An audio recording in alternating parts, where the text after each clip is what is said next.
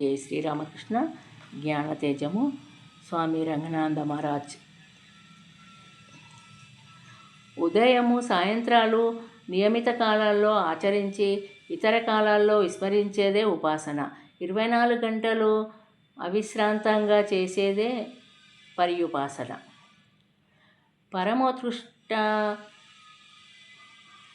పరమోత్కృష్ట జ్ఞానము కావాలనుకున్నప్పుడు ఈ ఇంద్రియ సుఖాల నుంచి విడిపడాలి. ఈ సుఖాలు మనల్ని ఉన్నత జ్ఞాన దిశ నుంచి దిగజార్చుతాయి. ధర్మము, అమృతము ఈ రెండు అవతార పురుషుల బోధనల్లో ప్రస్ఫుటమవుతాయి. సామాజిక స్థిరత్వము, ఆనందము, ప్రజా సంక్షేమము ధర్మం కిందికి వస్తాయి. ఇక అనంతమైన ఆత్మసాక్షాత్కార దిశగా నడిపించేదే అమృతము.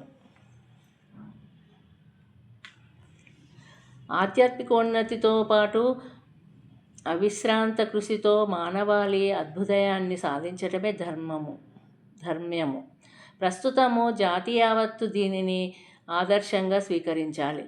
జాతి సౌభాగ్యాన్ని కష్టించి పనిచేస్తానని ప్రతి ఒక్కరూ ప్రతినబూనాలి. జనన మరణ వయోవ్యాధి కారకాలు దుఃఖహేతువులని తెలుసుకోవాలి. వీటి నుంచి విముక్తులం కావాలి. వీటి ద్వారా కలిగే దుఃఖానుభూతులను విశ్లేషించి స్వస్వరూప జ్ఞానాన్ని తెలుసుకోవాలి.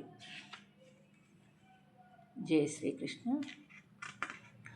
ప్రతి మనిషిలోనూ సృష్టి యందున్న ప్రతి వస్తువు యందు ఈ దివ్యత్వం ఉంది. మానవుడు మినహా ఇతర పదార్థాలు, జీవులు దీనిని గుర్తించలేరు, అనుభూతి చెందలేరు. జై శ్రీరామకృష్ణ. మౌనాన్ని సాధన చేస్తూ ఇతరుల మాటల్ని ఆలకించే గుణాన్ని పెంపొందించుకోవాలి. పరమసత్యాన్ని అవగతం చేసుకునే దిశలో మన మేధస్సును వృద్ధిపరచుకోవాలి. బాధలు కూడా జీవితానికి అవసరమే. వాటికి కూడా ఒక విలువ ఉంది. ఆ బాధల నుంచే ఎన్నో పాఠాలు నేర్చుకోవచ్చు. జై శ్రీరామకృష్ణ. మీ జన్మ పరిధుల్ని అధిగమించి ఆలోచిస్తూ మిమ్మల్ని అందరిలోనూ చూసుకోండి. అప్పుడు మీలోని అహం పవిత్రమవుతుంది. అలాంటి సానుభూతితో, విశాలతత్వంతో మీ మనస్సు కూడా పునీతమవుతుంది.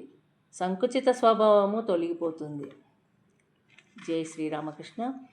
మనిషి భోగ లాలసను అధిగమించి మనిషిగా ఎదగాలి. మనిషి లాలసను అధిగమించి మనిషిగా ఎదగాలి. ఆధ్యాత్మిక జీవితపు పరమ లక్ష్యం ఇదే.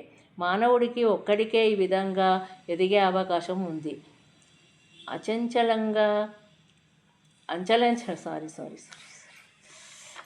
మనిషి భోగాలాసనకు అధిగమించి మనిషిగా ఎదగాలి.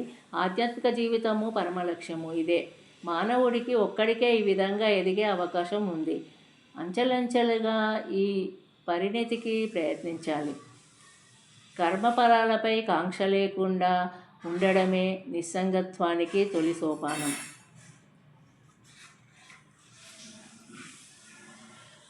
మేధస్సు అంటే ఆత్మజ్ఞానాన్ని పొందిన బుద్ధి.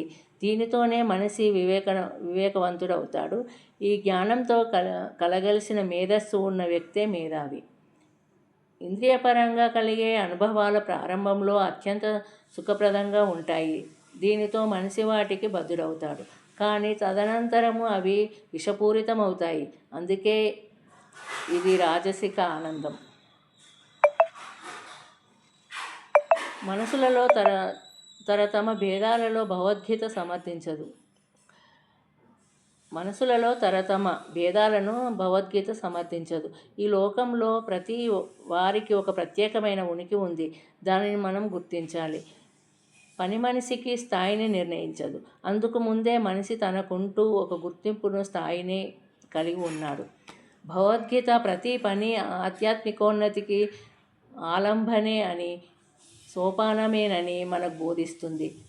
సరైన దృక్పథంతో నిష్కామంగా చేసే ఏ పనైనా మానవుడు మాధవుడిగా ఎదిగేందుకు సహాయపడుతుంది. ఇదే గీత పరమోన్నత బోధ. జై శ్రీరామకృష్ణ. ఒక దశలోనైనా ఇంద్రియ సుఖాలకు మనం స్వస్తి పలకగలగాలి. అప్పుడే మనలో అంతరంగిక పరిణతి ప్రారంభమవుతుంది. ఈ సృష్టి అంతా ఆ పరబ్రహ్మ జీవితమే. మనమంతా అక్కడి నుంచి వచ్చిన వారమే. ఈ సృష్టిలోని అణువణువు ఆ బ్రహ్మస్వరూపమే. కాబట్టి ఆ స్వరూపము వేరుగా లేదు. చేసే ప్రతి పని ద్వారా ఆ పరబ్రహ్మను పూజించాలి, మననం చేయాలి, సాక్షాత్కరించుకోవాలి. జై శ్రీరామకృష్ణ. జై రంగనాథ స్వామీజీ మహారాజ్కి. జై వివేకానంద మహారాజ్కి. జై శారదా మాయేకి జై.